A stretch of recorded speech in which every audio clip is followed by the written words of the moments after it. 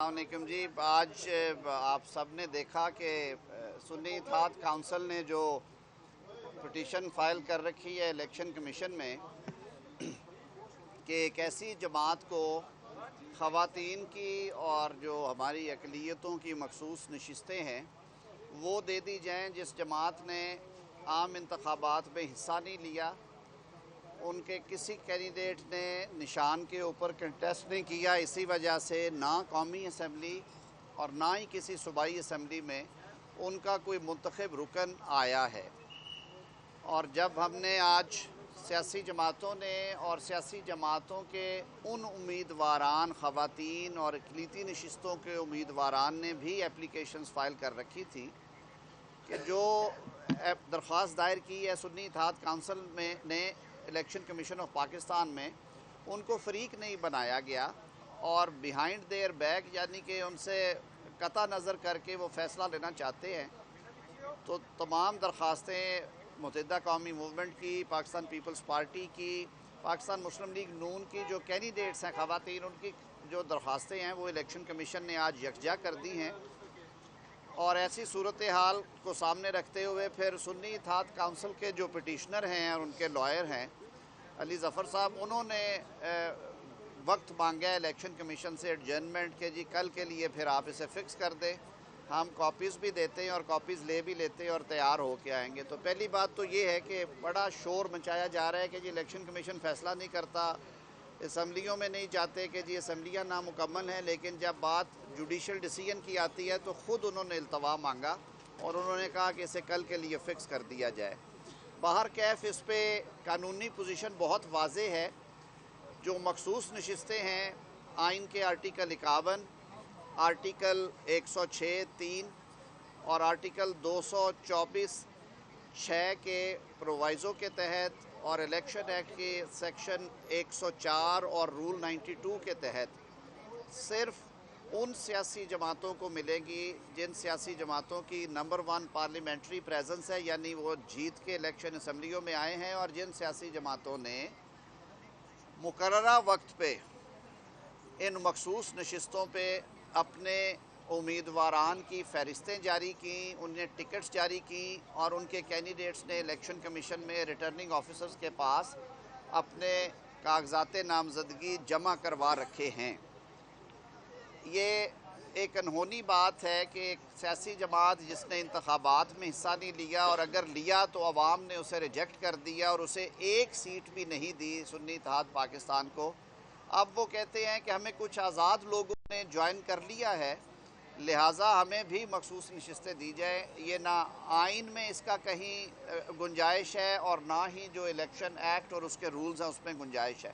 بار کیف کیونکہ میٹر سب جوڈس ہے تو کل باقی جو سارے معاملات ہیں وہ کمیشن میں ہوں گے۔ یہ کچھ تھوڑی سی ایسی تفصیلات ضروری تھی، اور بالخصوص یہ بات کہ آپ باہر بیٹھ کے تو کہتے ہیں کہ جی بڑا ظلم ہو گیا، جی فیصلہ نہیں ہو رہا، جی سیٹیں نہیں الاٹ کی جا رہی، اور جب آئین اور قانون کے تحت اس معاملے کو ٹیک اپ کیا گیا اور جو متعلقہ فریقین ہیں جنہیں ہم نیسیسری پارٹی کہتے ہیں، یعنی کہ جو ضروری فریقین ہیں، جن لوگوں نے خواتین نے اور غیر مسلموں نے سیاسی جماعتوں کی طرف نامینیشن پیپرز جمع کروا رکھے ہیں اور ان کو سیٹس مل سکتی ہیں، ان کے آنے پہ بھی احتجاج کیا جائے کہ جی نہیں آپ انہیں سنیں نا۔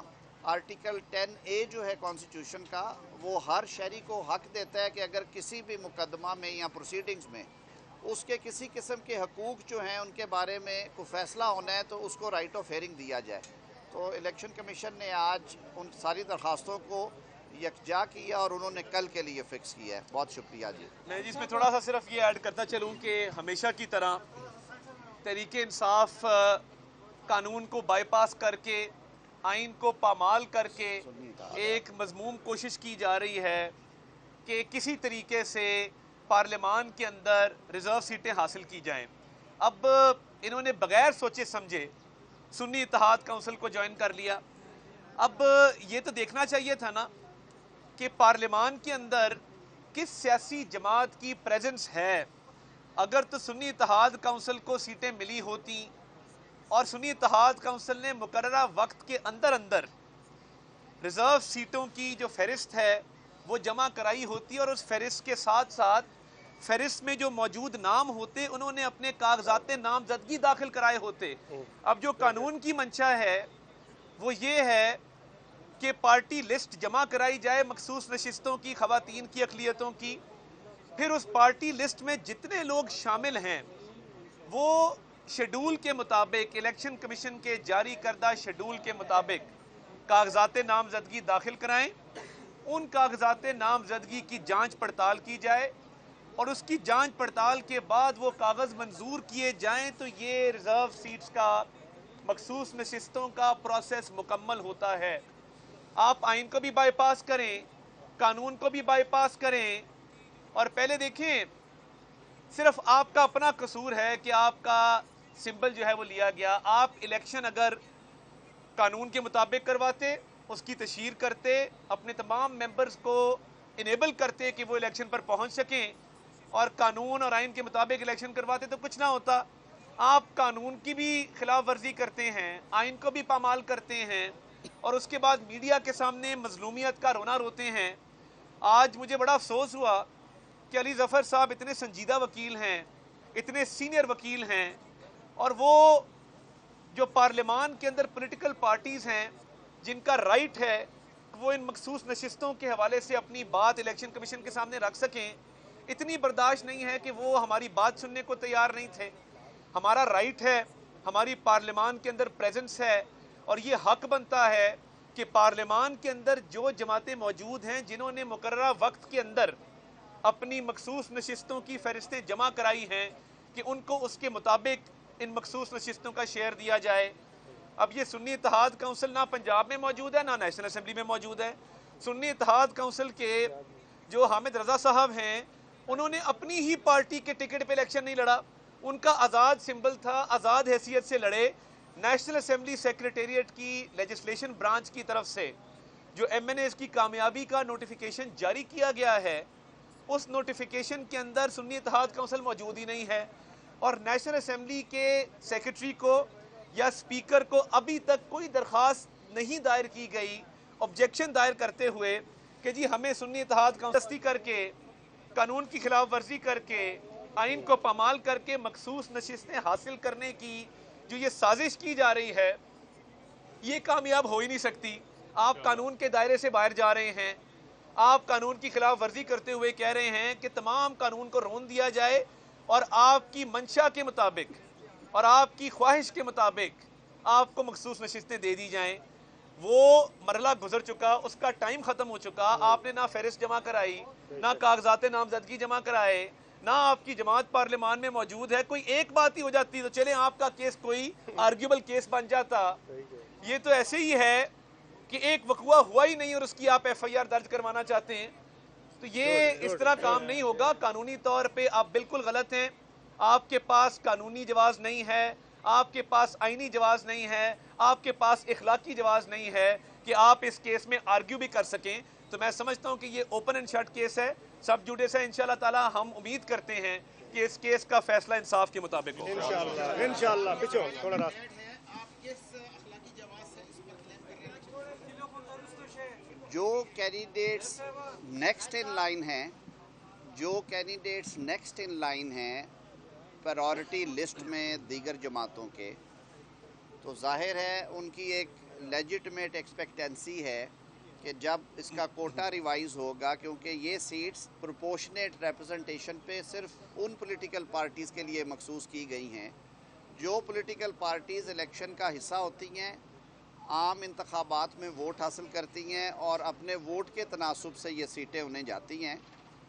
یہ پہلی دفعہ سنیں گے ہم، اور یہ پہلی دفعہ معجزہ ہوگا کہ ایک سیاسی جماعت الیکشن کے بعد جس نے الیکشن میں کنٹیسٹ بھی نہیں کیا کچھ آزاد لوگوں کو شامل کر لے اپنے بیچ میں اور کہے کہ جی اب وہ جو قومی دھارے والی نشستیں ہیں وہ بھی انہیں دی جائے. یہ ممکن نہیں ہے. یہ نہ قانون کی منشا ہے نہ یہ آئین کی روح ہے. جو ریلیونٹ آرٹیکلز ہیں وہ پڑھیے، اس میں بالکل واضح ہے. تو اس میں وہ کینڈیڈیٹس جو پولیٹیکل پارٹی سے بلونگ کرتے ہیں جو نیکسٹ ان نمبر ہیں، جیسے مسلم لیگ نون کو اگر 16 سیٹیں یا 17 سیٹیں ایلوکیٹ ہوئی ہیں نیشنل اسمبلی میں، تو انہوں نے فہرست 17 سے زیادہ کی جاری کی ہوئی ہے. تو نمبر 18، 19، 20 والی جو ہماری امیدواران ہیں उनका ये कानूनी हक है कि उन्हें डिक्लेयर किया जाए, क्योंकि फिर वो कोटा जब रिवाइज होगा तो वो 4.50 से 3.75 या 4 पे आएगा। तो ये उसके पीछे लॉजिक। बाप पार्टी ने बाद में लिस्ट जमा कराई थी, उनका एक नंबर ऐड कर दिया गया था मखसूस नशिस्तों में, नंबर 1।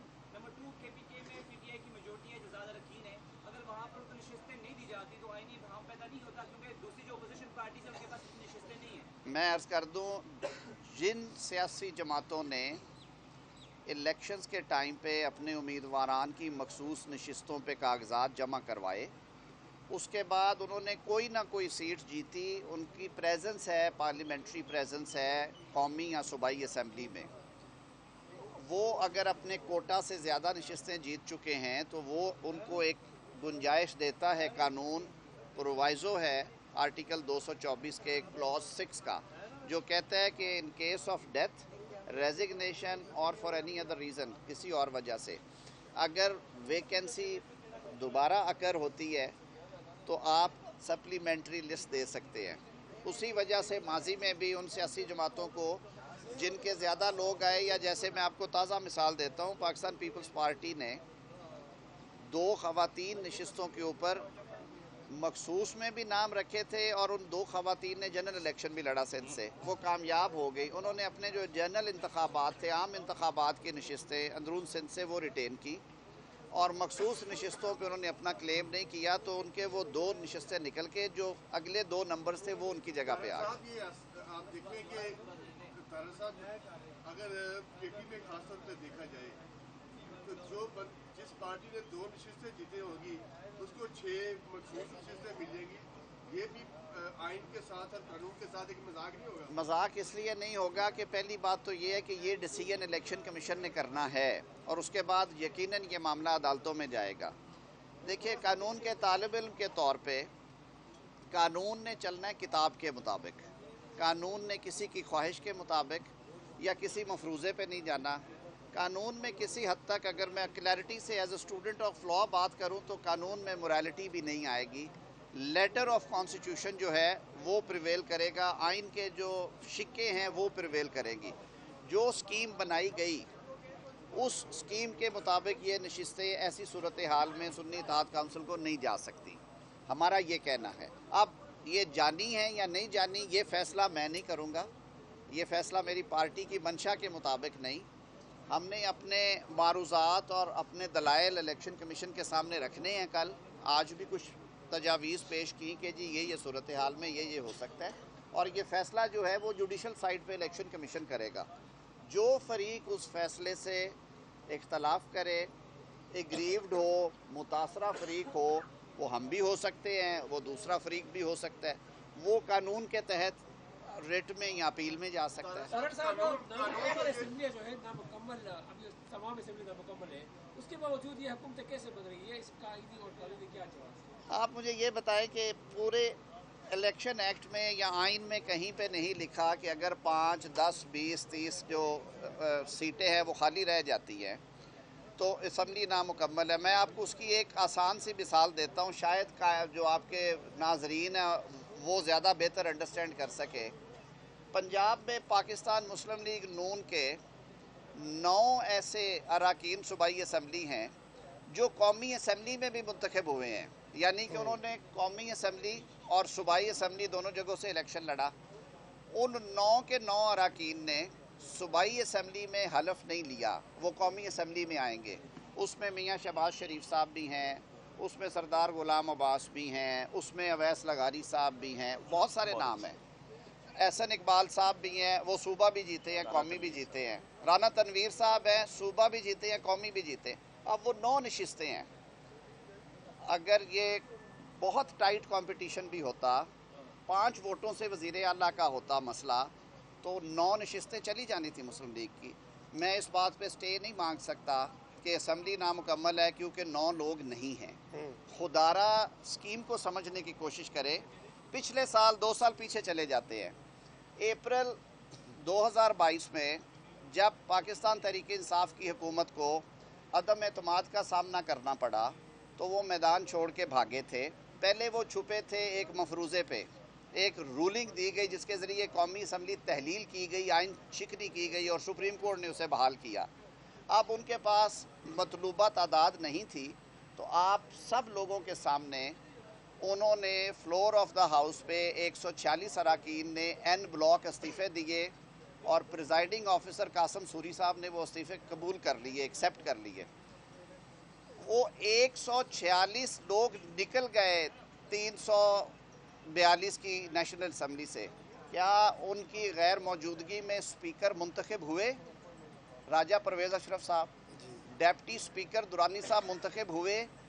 اسی ایوان نے میاں شہباز شریف کو وزیر اعظم منتخب کیا۔ 2 سال 16 ماہ یا 18 ماہ وہ حکومت قائم رہی۔ کسی عدالت نے، سپریم کورٹ یا ہائی کورٹس نے کہا کہ یہ اسمبلی نامکمل ہے، تو خدا کے لیے یہ تازہ ترین مثالیں ہیں۔ لاجک سے بات کیا کرے، سیاسی نعرے لگانے سے نہیں باتیں چلے گی۔ Thank you. بہت شکریہ۔